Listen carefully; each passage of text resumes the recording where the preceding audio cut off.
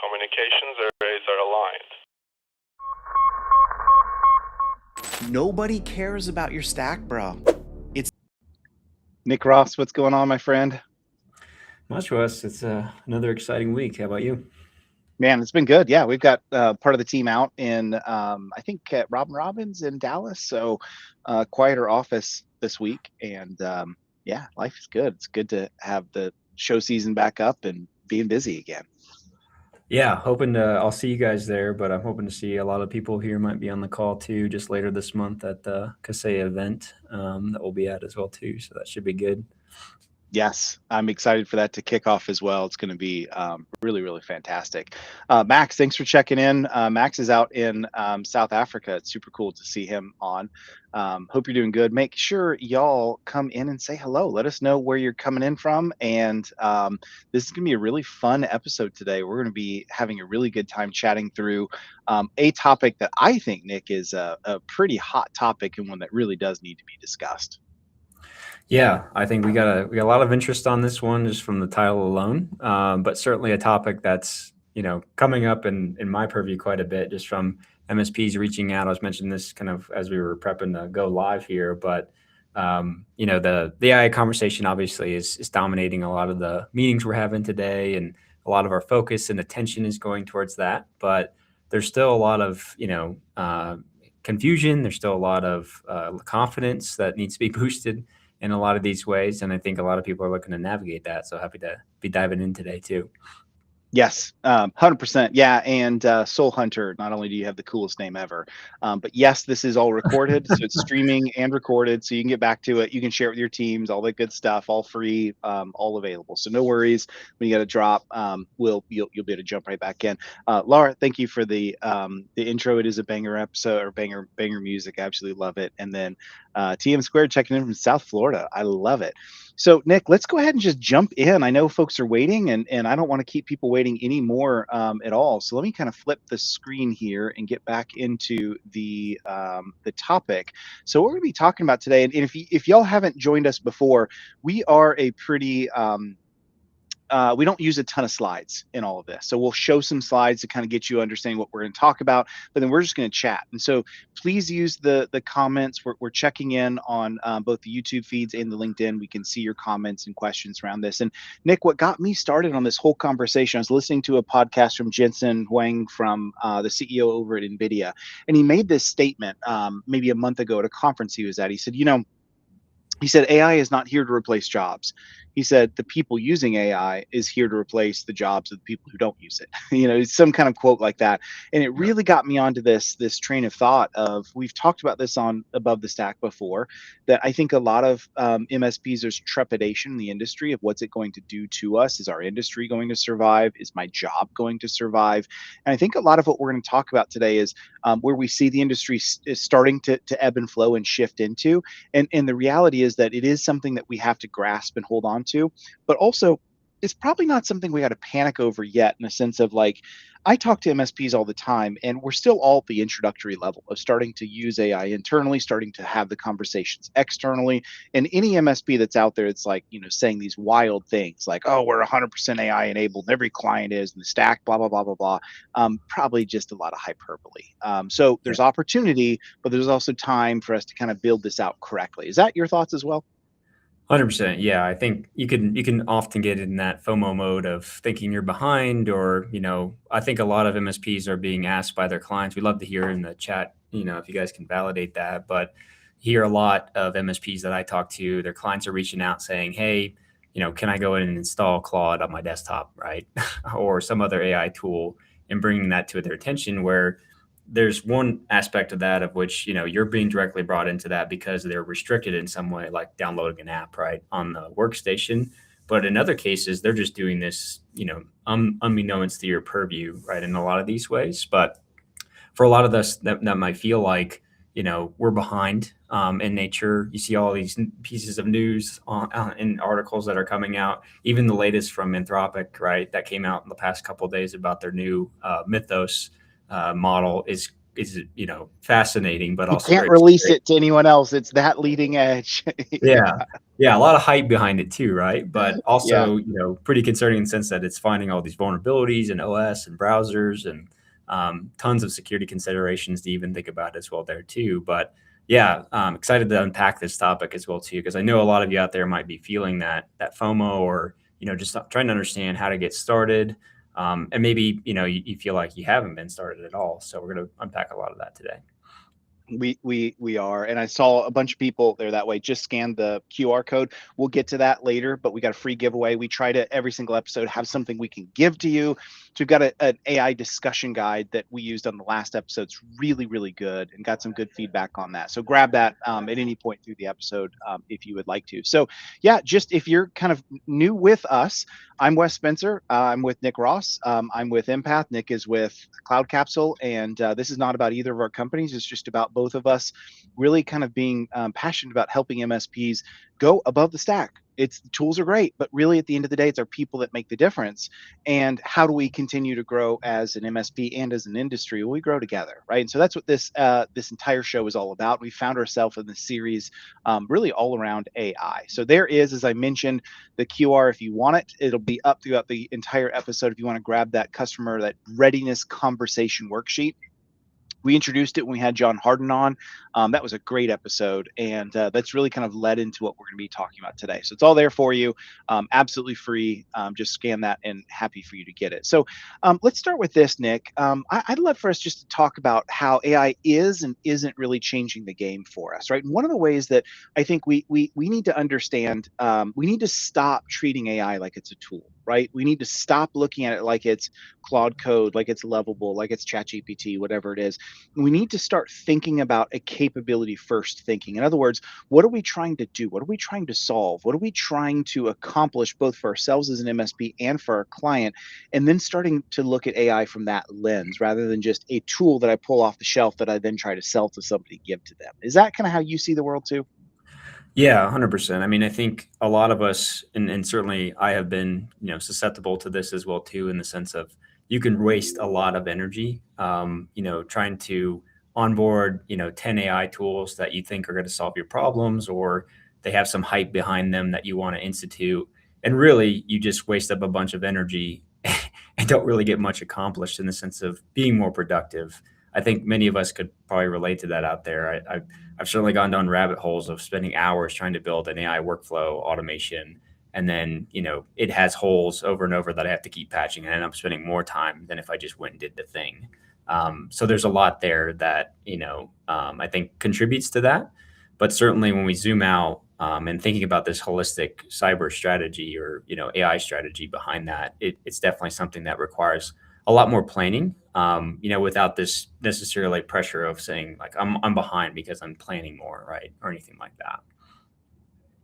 Yeah, exactly right. And so I hope for folks today, as we jump into this, we're speaking a language that resonates with you in the sense of there is a lot of hype. There's a lot of hyperbole that's out there, which turns into a lot of concern. I look at this kind of like you said, Nick. I look at this as opportunity. Anytime you see hyperbole, like I used to do a ton of. I was really big into crypto, still am. I love following all of it. And there's you don't have a world that has more hyperbole and built up suspense around it than the crypto universe, right? And I look at that as it's actually a net positive because it means people are curious, people are worried, people are concerned, people want to know what they should and shouldn't be doing with it. That's none of that's bad. That's opportunity for us to speak into those questions and be the sage. If you follow the story brand, type of marketing, it's this idea of like we are as MSPs not supposed to be the one with all the answers.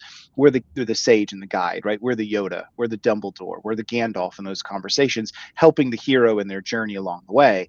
And that's really what a lot of this should be. And so absolutely love that. And one of the things I think is just like a reality we've got to learn to accept is that clients are already they're looking for guidance for how to use AI.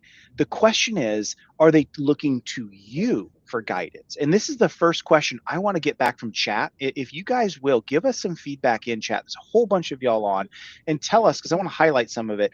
Are your clients asking you about AI usage? Are they asking you about how it works? Or are you having to go and open the conversation? Because one of the things we saw with John Harden last month was that they're already using it. The data speaks quite significantly. They're already using. The question is, are they bringing you into that conversation, right? Because we have to understand, if we're not getting into that conversation, then we're not being seen as relevant by the client in the conversation itself around AI. If that's not the end of the world, it just means we got to learn how to get ourselves into it. Nick, any thoughts on that? Yeah, I think, if you think about it just in general, like there's a psychological element too that we all feel behind this and that they're feeling as well too, in the sense of, they're getting inundated with all this information, right, about how these AI tools are making, these businesses way more performant, or, there's fear obviously behind it of, I might lose my job to AI or things like that that they could be feeling. But there's also FOMO of my competitors using AI and they're going to wipe us off the map if we don't, start using it ourselves as well too. And there's a lot of that's, I think, misguided, but, people are seeing the macroeconomic news too of massive layoffs and, people, leveraging these tools, but overhyping it, in the sense of what they're doing. I built a whole marketing team and it replaced, three employees, and I'm only spending $1,000 a month. Right. And if you really unpack those things, like, I have never seen actually, the use case of it driving businesses forward in a positive manner. And even last year, like there was a controversial like MIT post about this interview that they did with all these business leaders, and it was basically like 95% of them said that all their AI projects failed, which is another big reason that that you as an MSP would want to be there to guide the customer through that uncertainty, the fear, the doubt, but also aligning to projects that really give them ROI, right? And don't create unrealistic expectations, because to your point, they are already using those tools and they are already connecting their data to those tools. So you have to make that assumption today. And I've been working with a lot of MSPs lately just on showing them that with Microsoft tooling, just because it has native connectors there. I can see generative AI apps on the network, right, as an example. And I can point out to them, quickly, like, hey, they're using Claude, they're using, ChatGPT. You're not managing that, probably not a corporate account. So there's a lot of risk going on there too, but you want to come in and kind of help them along that journey as well. Yeah, exactly right. Bunch of comments have come in. First of all, just super quickly, Jason Hall on the empath question, just reach out to our team, send them a message in chat on the app and ask them that question, and they'll be happy to get with you on it. No worries. Thanks for asking.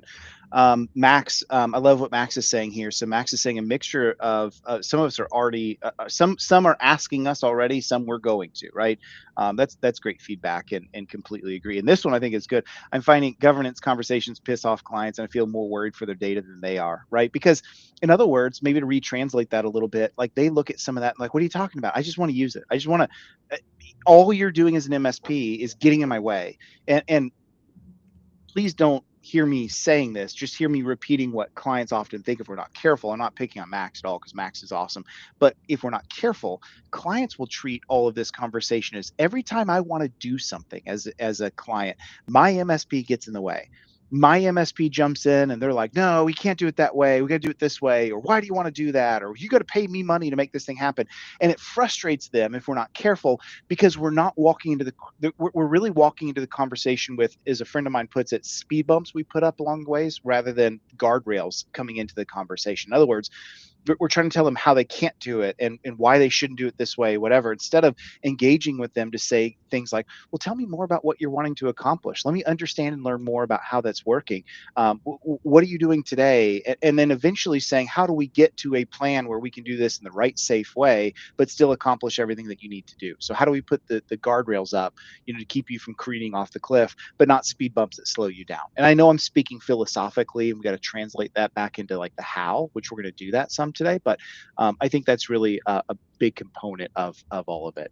Mark checking in as well, and he's saying, our clients sometimes ask for AI usage guidance, but only the ones that are higher in maturity and score and have a strong relationship developed with us. If they don't see the technology as an asset, or if we have more of a break-fix relationship with them, they typically don't ask. And I think that's, Nick, I'm curious what you think about that. I think that's probably a fairly common reply back from a lot of clients, I think. Yeah, 100%. I think, if you haven't already established this client engagement model where they're treating you as more of like a board level member of their team versus we just reach out to them when we have a break fix issue, things like that, they're likely not going to talk about that.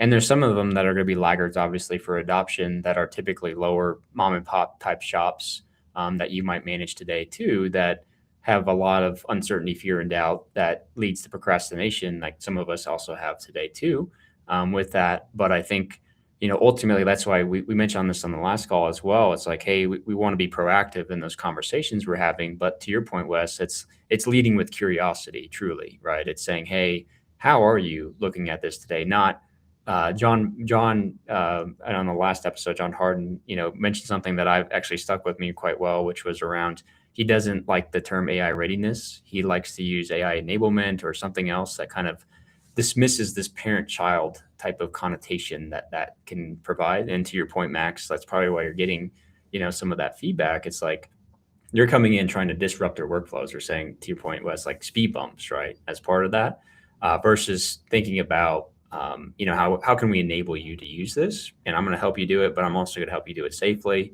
securely, and, we'll get you to where you want to be. But there's other parts of this that, we can be compliant on as well, too. Yeah, that's exactly right. A couple other comments, then we'll get back into a little bit more of the content today.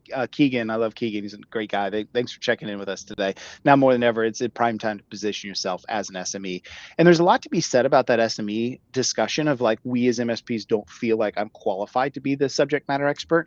But to steal from my good friend David Powell over at Lion Guard, and I know he's stolen this quote from others, but in the land of the blind, the one-eyed man is king.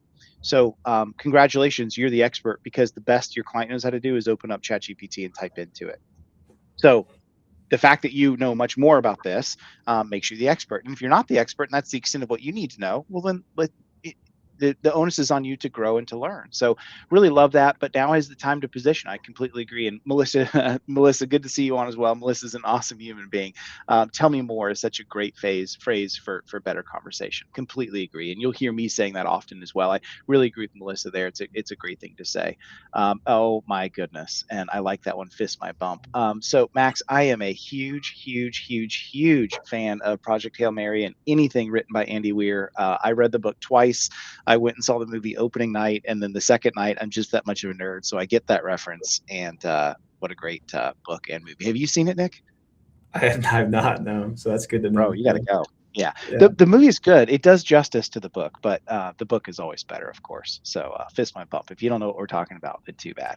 All right, cool. So let's jump on a little bit more here, and let me bring those slides back up, because I think one of the other things we want to talk about too is just looking at AI as a signal in the market, right? So and it's a loud signal in the market. Here's what we mean by this is that we're asking about AI because we don't want to be get left behind, right? You said this earlier, Nick, is that so many MSPs have this fear because we've been told this, we've been force fed this, that if I don't figure out how to have a full AI enablement, within the next, 30 days to 90 days, I'm irrelevant as an MSP. It's like, time out.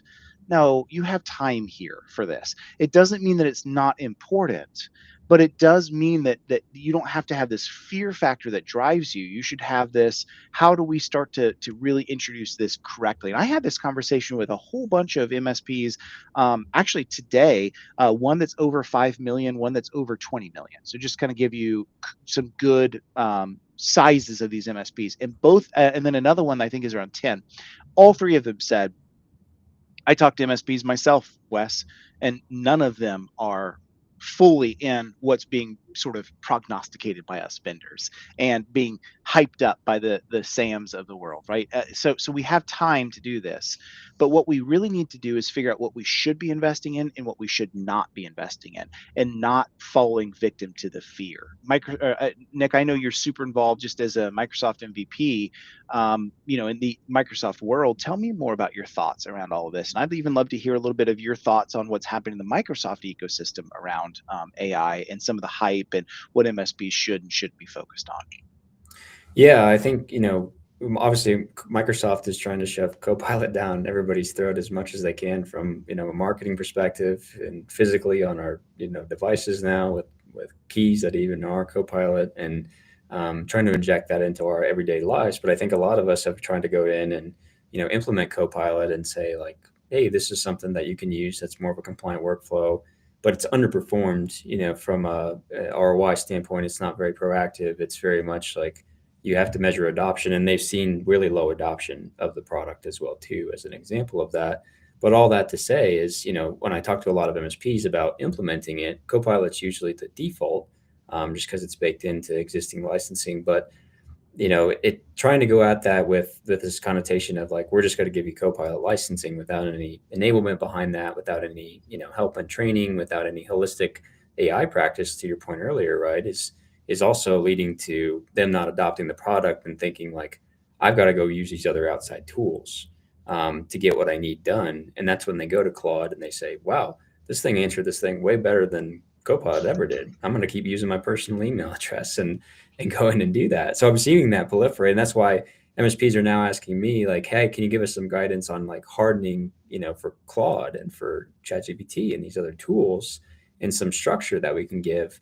And usually, when I talk to MSPs about that, it's like, hey, to our point, we don't want to cut you off at the legs and say, Copilot's it. This is all we're doing. We need to have the structured conversation of why they're using that and what value they're getting out of those tools first, and then build a compliant workflow around that as well too. And I think there's certainly a lot of risk in any tool that you're looking at, right? But it goes back to this holistic strategy, and you're guiding them, through these conversations. I'd much rather have us set up a workspace for something like Claude, right, as an example, that's compliant and towards the business, versus like blocking their access to that website, right? Because they'll find a way. They'll maneuver around in a way that's even more uncompliant of what you're thinking in that regard.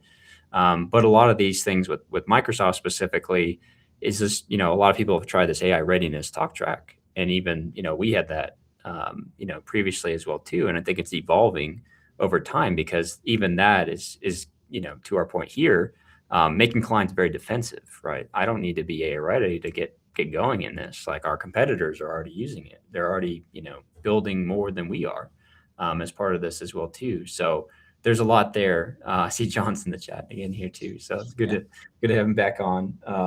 But definitely use that line now in a lot of these user groups and other, talks that I've done. And it's resonated a ton with not only MSPs, but direct consumers as well too. Yep. So, and we've always promised ourselves we will engage the audience on anything you ask. So here's a great question that came in from Max, and I'm going to turn this one over to you because you know far more about this than I do. But do you think co-work and Copilot's going to change things? I would say, transparently, I've generally been, pessimistic around Copilot just because of how it's performed, up to this point in time, comparatively speaking. And certainly, I'm coming at it from the phase, and a lot of MSPs are too, as like a power user, right? We're very technical in nature. We're expecting technology to do things. Your average user at a bank or, an accountant or something like that isn't necessarily expecting this complete AI automation workflow in the back of their business. They're fascinated if it could just draft an email for them, right? In a lot of these cases. So you can't forget the basics. And John brought that up in our last call as well too, versus these like nuclear projects for AI. But with co-work specifically, I would say it's probably the best solution that I've seen come from Microsoft to this point in time. Like, it actually does what you would expect, which is analyzes your email in depth, summarizes it, prioritizes lists, can go out and take actions, can do things on your behalf.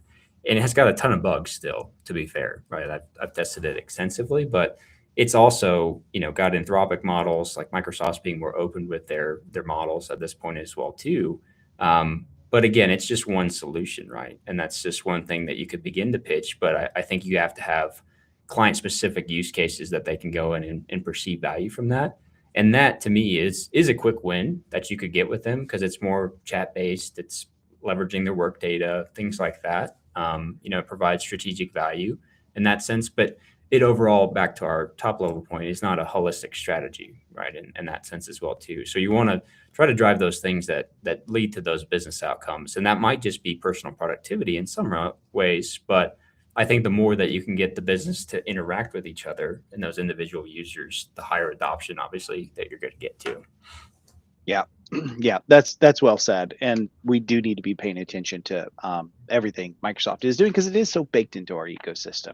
And we'll talk about tools here in just a second. It's actually a perfect segue. Also, Michael Ramage, Dr. Ramage, check in. I'm excited to see him here in a couple weeks. I've got a talk over at Murray State Go Racers in a couple weeks, doing a keynote over there on exactly this topic of what AI is doing. I think students need to hear this as well, right? But he's right that sometimes, usually, the truth is somewhere in the middle versus the extremes. It's well said.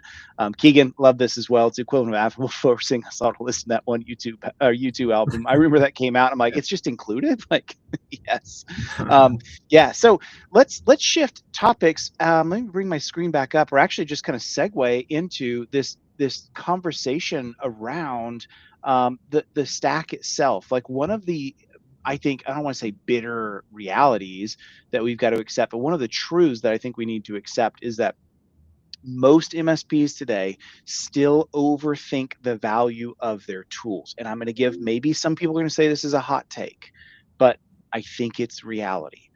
Is that we, for years and years and years, have thought as MSPs our value comes from the stack that we offer. Oh, they can't get this from anyone else other than an MSP. Well, guess what? 3 guys down the street are offering the same thing, right? And these days we can buy tools from anywhere, and I don't really need an MSP to get access to tools to do my job. And so I think one of the foundational shifts that's starting to happen in the industry for all of us, and I got in a little hot water for making a post on this a while back, Nick, and I was speaking myself a little hyperbole just to buzz people up into this conversation, but I think the foundations are beginning to change under us. And as MSPs, it's less about us coming in with a stack that we offer that's unique to us, and more about how do we help come in and solve problems. It's forcing MSPs to become a whole bunch more consultative in nature, and forcing them to understand, how do I solve a problem for my client that positions me as the expert to help them either get out of that hot water, or increase margins, or be enabled in a better way, or have growth and scale without having to keep the same headcount, or have a transition in ownership of the company from the dad to the daughter, and now we're just much more modernized. I mean, you can go on and on with these examples, but like, this is the future of where I think MSPs will find their success, not just offering tools off the shelf that they sort of say, well, they're protected, you only get them from me. And I think if we come at AI from that decision criteria, we're going to be met with resistance, because the clients are like, time out. Hold on, nerd. I don't need you for this. I'm happy with ChatGPT and Claude all on my own. Thank you very much. You haven't earned the right into this conversation with me. Yep. Yeah, and I think that's really prevalent too. With the technical skill gap has definitely been reduced by AI. We can all, I think, agree to that. And also the software itself, is going to start to normalize. Like, when I think about this, I think about it with our own business too. Just because we're a software company, it's thinking like, our moat is no longer who can build the best product the fastest, because we all have the same access to this technology now that can help us accelerate at a very rapid pace. So really the moat shifts back to your brand. And I would say that's the same for the MSP as well too. And to your point on that engagement model, it's really around, how am I positioning myself, to be that trusted advisor that they'll want to work with me on this guided journey, where I'm enabling them. I'm not, restricting them in a lot of ways, but I'm giving them advice, just like a financial advisor would on investments. When you think about that, just because you're not going to advise them to go get all these penny stocks, right? As part of that, you're going to take them down a journey of a portfolio, and they'll have their influence of what they want to do or how aggressive that they want to be. But you're still going to be that guiding, factor as part of that relationship as well too. Yeah, that's right. So what I would do to follow up with this conversation, have an honest conversation with everyone at your MSP. Get folks together and say, how are we actually positioning this today? What are our clients asking for when it comes to all of this? Are we even asking the right questions? What do our, whatever you call those, QBR, technology, strategy, cadence calls, what does that look like with the client? What are they saying? What are we asking them? Because I think we need to get grips on, we've got to standardize our own language internally to be able to adopt correct thinking and correct phrasing with our clients. And we've got to start teaching and learning how to jump in these conversations. And please do not panic. If you're listening to this, you're like, well, I don't know how to be consultative. Melissa already showed you in chat. I'm gonna scroll way back up, which she used a very simple, I'm gonna find it here somewhere, but she said it's very simple. Just literally say, tell me more. Okay, I can't find it. We got too much chat going on. But somewhere in there, Melissa was like, just say the words, tell me more about that. Take great notes. Have an AI note taker with you if you need to, and then come back with your team and start thinking about a plan to address. Because I think what a lot of this comes down to is we typically overthink these types of conversations. At the end of the day, the client just has a problem, they want it fixed. And we should be able to think through how can we be involved in that strategy. And it doesn't always come from a tool that we pluck off the shelf and put in front of them. I think that's going to happen less and less and less. And so what we have to be able to do is help them solve problems at the core of what we're offering. Yep.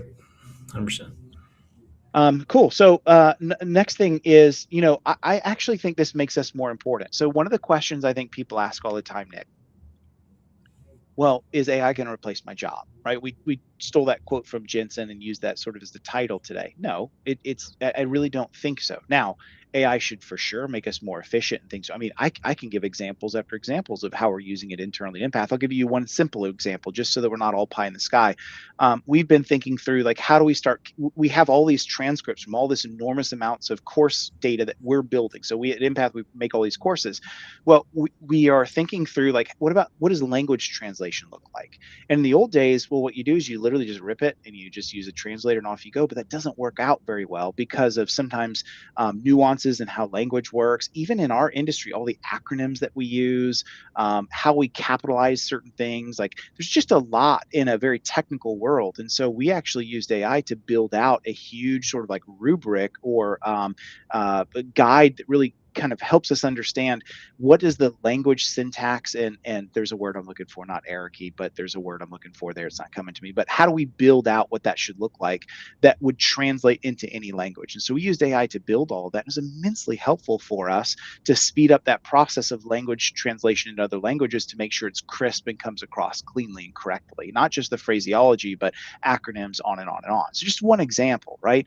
But I think what this is doing for us is this is helping us solve the technicality layer way easier, but it still requires a human in the loop to be able to make sense of things, to guide things, to correctly communicate things. And so what I want folks to understand and know from this conversation is it's not making you irrelevant. You just got to learn how to get into the conversations correctly and know that your value as a human in the loop is critically important. And I think, yeah, to piggyback off that, I think, the psychology behind it, the more that this continues to be shoved, in our faces and down our throats, in the sense of like, how many, emails do you get now that are AI generated? How many LinkedIn messages do you get a week now that are AI generated? And how inauthentic do those feel, right? I think you and Alex always call those out. And I think it's always funny to watch because it's, picking on how bad these things are, right?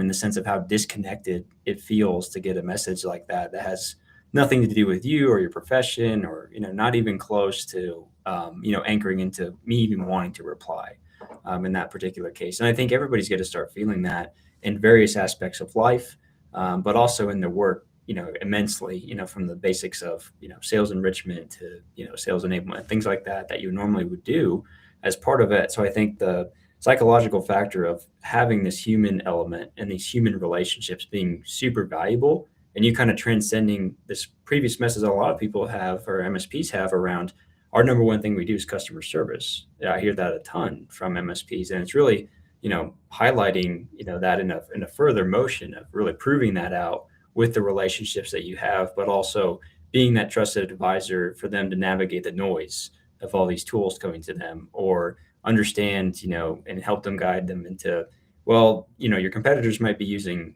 AI this way, but it doesn't mean they're doing it better than you, right? At this point in time, they might just be promoting things and giving nice marketing behind it, but I don't understand their ROI at this point in time too.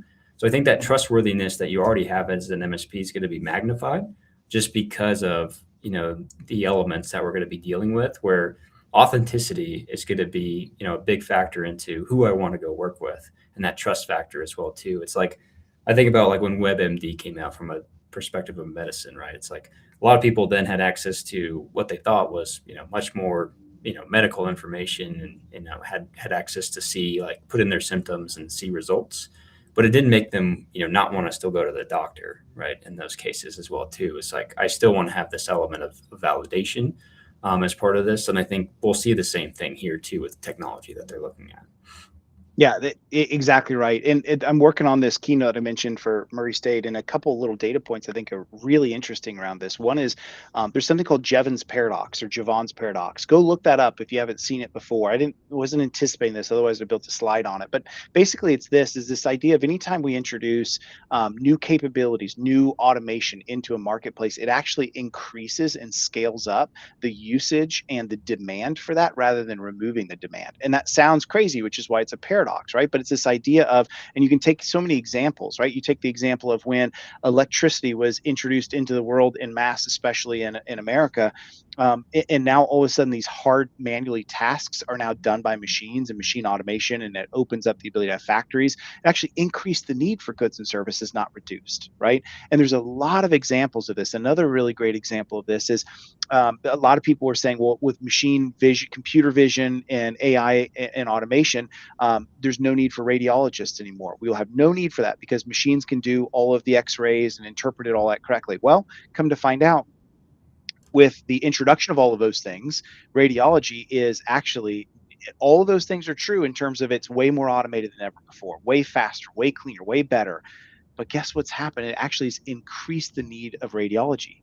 The number of radiology hirings of radiology techs, radiologists, the doctor themselves has actually gone up because of the access, the speed, the capability has actually made more demand. And so I think when we come back to this human conversation, don't hear us saying like every single possible job out there is going to see an increase in demand. There will be some jobs that will be replaced, but what it will do and what it should do is what always happens when technology comes out is it unlocks more capability, right? That's really what should be happening. And so our job as an MSP is to sense that and to know it's a wave coming towards us, that we're not going to be able to, like, I don't surf very much. I've surfed a few times in my life.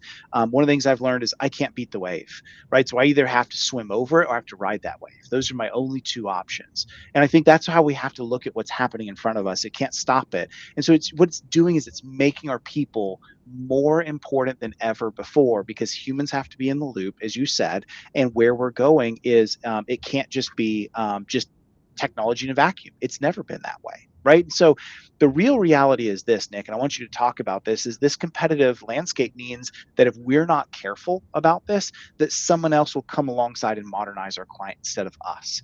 And if we're just having the technology conversation, selling tools off the shelf to them under a managed service, and we make all your problems go away and you don't have to talk to us, well, we're opening ourselves up to a lot of risk. Thoughts?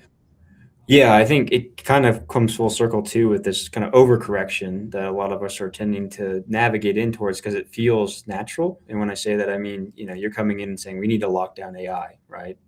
We see a lot of exposure, and it's fair for you to do that, right? You're trying to be the trusted advisor and say, hey, I see a lot of risk with your data, and I see it all the time, right, with SMBs because they haven't had data governance. Their repositories are a mess. Copilot could surface up anything to them at any time. And obviously there's not restrictions on like a DLP perspective of them copying, pasting company data or documents into these other third-party AI tools with no governance in mind. So it's coming from a place of, hey, I really want to help and I know how to help here. But what they're going to take it is that parent-child dynamic as part of that. But effectively, when you're going into those conversations, if you're doing that and also not helping them enable, the parts of the business that they want from a productivity standpoint, or just getting them, on track with a holistic strategy, then there is going to be somebody else who come by and say, hey, I do this and I can enable you to do these productivity things. And they'll say, great, let's go ahead and do that. Or they'll seek that out. And then that same person, could be an MSP, could be, another provider that says, oh, I can also do all this other stuff too, that you've got from your other provider. Let's consolidate down. So there's that risk in that sense. And that's not to say that I want to put that out there to push fear into anybody about the whole FOMO and I've got to act now and do all these things. But it's being realistic, with the concern and risk that there is out there, but also starting to create this bridge of the conversation. Honestly, I think it can really as easily start with just having that open conversation with your clients, because it does allow them to know where your positioning is on this, but also that you are a resource that they can ask and help, as they go through this as well too. And I think we talked about this with John a little bit, but what I would love is, the fact that if I talk to all my customers, I've got this immense amount of data that I can go work with as well too, that says we've got a lot of similarities here across our clients and what they want, or they're all facing the same pain point because they're in this regulatory field. You could find patterns, I think, no matter what in those realms, and that'll help you develop your initial offer without going, overboard in the sense of like, we're gonna, do this massive project for you. And that was John's point too last week around spending all these hours on just one client versus trying to get, a lot of your clients at their first step, right? So they start working with you, you give them quick wins, there's some collaboration going on, but that sets you up much more for expansion. But it also lets them know, I'm going to go talk to, our MSP about this, versus thinking about like putting a job rec out, or trying to seek outside vendors or firms to come in and be an AI tool for me, because there's a ton of AI agencies popping up, right, that are what I would consider to be like crazy amounts of risk, because these are kids that don't know what they're doing, right? Like they saw some videos on YouTube and Surely they not. hey, I can build an end-to-end workflow, right? And they come in, they don't know much about the data governance side, and so but clients will see that and say, like, they're getting me where I want to go from a productivity realm, and they'll be attracted to that without understanding the risk. So that's where we got to play this fine balance. But I think just having the conversation is really the best step first. Yep, that's exactly right. So let's move on just a little bit here.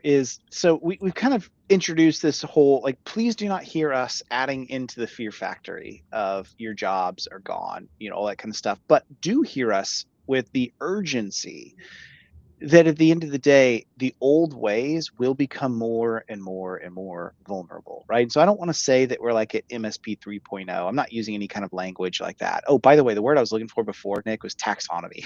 It was just lost on me. So I don't want to use the taxonomy of like MSP 1.0, 2.0, 3.0, anything like that, right? I just want to say this is, again, I'm just going to say it before. If you are in this world of, I've built my moat around the tools that I sell, and I try to hide the tool names so that no one can go and find them, and my whole pitch, my whole value proposition is I make your IT problems go away so you never have to talk to me. That is not going to be relevant into the future. It's just not. And so that is what we need to think about, that those are the things that are changing, and the operations model is beginning to change. We have time to get ready for it, right? But how do we start thinking through the fact that AI is not really going to kill the MSP model? It's just going to expose stale value props. So for me, one of those big stale value props I mentioned was just that idea of, hey, I make your problems go away, so don't talk to me. May have been valuable a long time ago, and people are like, shut up, nerd. I just need you to handle my IT junk so I can go back to being a lawyer or a doctor or a CPA or whatever it is. Okay. But today's day and age, they need more. They're more reliant on technology, not less. And they are curious about, wait, what do you mean I could use some new things to make myself more efficient? What do you mean that we could actually map the flows in the day-to-day usage of our employees and how they're using technology and find better ways to do this and be more efficient? I'm interested in that, right? I've got an MSP, and I think, Nick, one of these days we got to bring him on. I won't say his name until I get his confirmation, but I showed him these slides and he's like, this is awesome. He's like, this is exactly it. This is what MSPs need to hear. I'm like, well, you want to come and join us? And he's busy at a conference today. But it's this idea of, you can literally walk into a client with the tell me more, show me more, what are you doing, with these kind of conversations, and start learn from them what they're doing, and then find ways to help them operationalize, standardize, scale, and secure it correctly. And that's really what all this comes down to, I think. Yeah, and I think there's a lot of like the thing that's holding a lot of people back, I think, is that confidence level of, hey, they're gonna ask me questions I don't know how to answer. But I think we have to zoom back out and think about this holistically, right? About how fast the pace of this technology is moving, and how this is, to your point, you've got one eye in the sea of blind people. I'm misquoting that, but it's effectively, you're coming in and you already know their technology, and you know the technology way better than they do, and 99% of those use cases as well. And this gives you an opportunity to learn more about their business. I think is the other powerful component of this that probably you didn't get into before, or you didn't understand before. So it's going to unlock a lot of levers, in my opinion. When you do that, all the engagements that I've done personally that have been consulting in nature, when I've gone in to do data governance or talk about AI implementation, we've gotten into the weeds enough where I know a ton about their business by the time that engagement's over.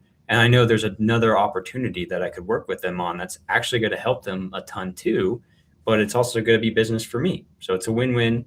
And you get this perspective of just kind of revisiting that well, but also understanding that you've really met their needs by understanding the workflows or departmental gaps or business processes that you really didn't fully get into before, because you're just saying, hey, I've deployed my stack, you're good to go, right, as part of this. Yeah, that's right. So we encourage you, think about how you are operationalizing today as an MSP and where you feel like your value proposition is, and then express it with data points to show it and just assess yourself, right? And another thing I think is important too is that AI really is, what it's doing is it's lowering the floor, not the ceiling. And here's what we mean by this. A lot of in the old days, it used to be the technology that we provided was very complex. Like, I remember when I was a network admin at a university, and I remember having to build this very complex set of scripts. I would set up the file and folder structure for every single class in our big file store for architectural classes and all these things we had to support, right? And it was a significant amount of work because I had to build out the class structure, the folder structure. Every student needed a folder. Shares and rights had to be set up correctly. It was very complex. You could not just have anybody go create a script to do this. It was a lot of work, right? Well, today, what has happened is we now have the ability, we call this vibe coding for dummies, or like my engineers would call it AI assisted engineering, where we're using AI to actually drive the capabilities much faster. It helps us from a quality assurance perspective. It helps in every single way. And what it's doing is it's lowering the floor, is a good way to think about this. It lets us prototype faster than ever before. But what that does not mean is that it removes the need for the knowledge of what we're trying to accomplish, how and why and when and where, and what the strategy is. And so the ceiling is where it's always been in terms of we need to have capable people in the conversation seat. But what we're doing is now the tools are lowering the floor of capability. And I hope that makes sense, because to me, this is what gets me excited. It doesn't mean, again, that we don't have a need for a human in the loop. The human is actually way more important than ever before. It just makes the tools, makes everything so much easier for us to be able to run. Yeah, I think a great example of that too, even just at a basic technician layer, is like years ago, you'd have to be somebody who was an expert in PowerShell, right, to create PowerShell scripts and be able to run those in your MSP and do that. And that was a high level competency, to be able to execute that. And now pretty much anybody can go in and say, make me a PowerShell script for X and get the output. But if they can't read that and they just start running it, it could also cause some, significant problems there too. So there's its own risk in like, do you want to even understand what you're pushing in from that technical level? But then it ties back to, how does this actually help the business? And PowerShell is, obviously just a silo talk track, but this kind of exists across anything that you're producing for the client. To your point, like more MSPs can create great resources now for QBRs, but some of them aren't doing QBRs, and being able to talk about that output that maybe Claude generates or whatever you're using, right, as part of that is the bigger value add, because the dialogue that you have with the customer and that resource of the customer is going to be what drives them to think this is somebody that is an expert and is guiding me through this, versus we're just talking about the tickets that they closed out this month again, things like that. Yep. That's exactly right. One thing, I don't know if this is going to show or not, but I'm going to bring this up because it was absolutely hilarious. Yeah, here it is. I think it's going to work. Let me push this into this tab because this is so great. It was exactly what you were just saying. Maybe I'll just have to reshare it because it's totally worth us derailing for a second. I sent this to a friend when it comes to like vibe coding and the ceiling being more replaceable than ever before. Let me see. Share, add screen share. Here it is. This is so good. Is it not going to come up? There it goes. So it's this idea of this is how vibe coding feels, endless tug of war prompts, right? And it's a Family Guy meme. And I don't know if it's going to play. There it is. And this is vibe coders. If you're not careful, we don't have a human that's intelligently knowing what they're doing. This is the equivalent of what they built. It's not working. I don't know why it's not working. So try this and try this and try this and try this. I absolutely love this. I died laughing. I showed it to my wife when I came across. She's like, why is that funny? I'm like, just trust me. This is the reality in front of all of us. So yeah. Cool. Okay, well, let's get. Oh, go ahead. I was gonna say, if you have vibe code, it is like whack-a-mole, right? It's like this thing is rewriting itself over and over again to try to get to the thing that you want, but it's it's very frustrating. And if you don't know what you're doing, like the other thing with it is you just create so much security holes, which is a whole different topic. But I'll keep going Yes. here. Yes, and here we are. This is Yeah. exactly what we were talking about. So yeah, so there is a difference between vibe coding and real engineering, right? Like Wes the dummy, man, I haven't really done like hard scripting since like the days of Perl, right? And may they never come back. But real engineers, like my devs and yours, Nick, like they know what they're doing. This is totally different because the human in the loop is they know what they're knowing. They give it the right instructions of what to build and how to make things happen. They know how to use it from a QA perspective. They know how to use AI writing at scale to make the capabilities happen. So it's not replacing us. It's simply letting us do more than we've ever done before. And if you follow this train of technology trail, it's always been this way, right? Like typewriters helped us to not have to handwrite everything, right? And word processors came along and let us automate a ton of that. And you can see this evolution of technology, what it's done as the speed up for all of us across the way. So I just wanted to kind of mention that. But what I'd love for you to talk about a little bit here, Nick, today, as well, is like this pattern is we see this across the MSP as well, right? It's not just in the engineering world and building code, but it's this capability of what technology should drive efficiencies across the board for almost everything we do in the MSP, right? Yeah, and I've talked to a lot of MSPs now. We had a user group out here like last week or the week before, and we all were sharing, how they were using AI in their business. And remember, one of the MSPs mentioned that he had this like, client proposal process that he spent 45 minutes per client every quarter doing, and he's got a lot of clients, so it took him a ton of time. And he was able to craft a solution, with AI to be able to do that, and it generates those proposals using his data and things that he's connected in about 15 seconds per client. So like it's a great ROI, right? And it was a use case that he was spending a ton of time on. It was a lot of admin work, just pulling data, bringing it into a canvas to then produce a report for the customer. But certainly one where, it's not necessarily replacing a job, but it's giving him a ton of time back to focus on what matters, which is really related to growing the business, clients on a more intimate level, or expanding functionalities versus doing admin work that you might have within there. And so that's a great way. Like you could start to just, do an in-house inventory of those types of functions that are spending and taking a lot of your time today, taking it away from the client and more so into, just poor operational processes or a ton of manual work that you're doing. But it also gives you more confidence, I think, as you begin to develop those and share those wins internally, to be able to come back to the client and say, hey, we've done these types of things. It could translate to this in your business if we thought about that. So you have confidence, you have social proof, in that sense of, own internal capabilities of doing that and competency around it that you can just reference versus thinking, yeah, I'll figure this out. More of a fake it till you make it type of approach.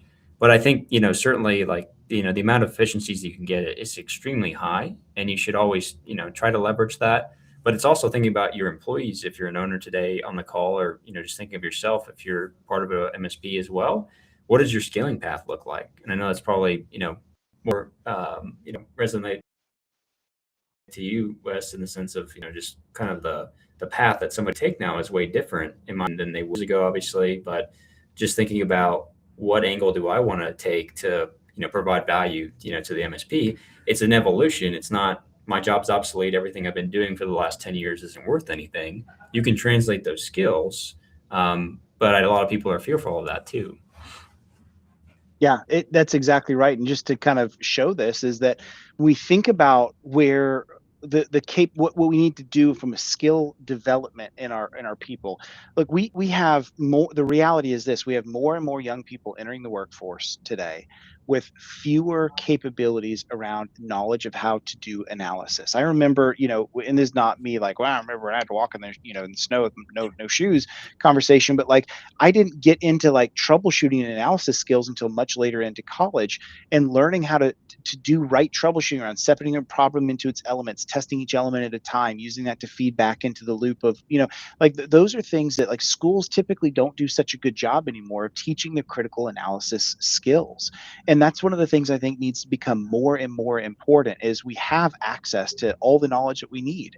The question is knowing what we need, why we need it, and how to critically think through it. And so I'd say for an MSP listening today, the onus is on you to make sure you're teaching the critical thinking skills, the troubleshooting skills. Otherwise, they burn 4 hours in ChatGPT or Copilot, whatever it is, answering a ticket, and it's happily leading them down the wrong direction from the very beginning because they never knew what to prompt or how to think through it. And we actually don't see efficiency gains. Like, that's a thing right now. So what you need to be doing as a leader today is building and understanding all of this, that we need to make sure our people are up to speed. They have the capabilities, that they know how to think through business use cases and enter into client conversations. That's why that guide we're giving you that's up there is so dang valuable, because you can use that to start triggering these discussions and take that guide and turn it into something on your own. Nick, I know we're about out of time here, but let's talk about what not to do. I'd love for you to share a couple things around what we should avoid doing, not just what we should start doing. Yeah, I think we kind of covered some of these today, right, in the sense of, overcorrection and things of that nature. But I also think, thinking about AI as like with some of these bullets here, like this a vendor checklist is obviously thinking about it a little bit too more programmatically versus thinking about coming back to those client conversations that you should be having today and not trying to force feed, your solution, your governance, your blueprint for safe AI in that case, because it's going to be at that same friction that we talked about as well. And then, if clients aren't asking you, that is a concern, obviously, as well too, just in the sense that they're going to those outside methods, right, as part of that.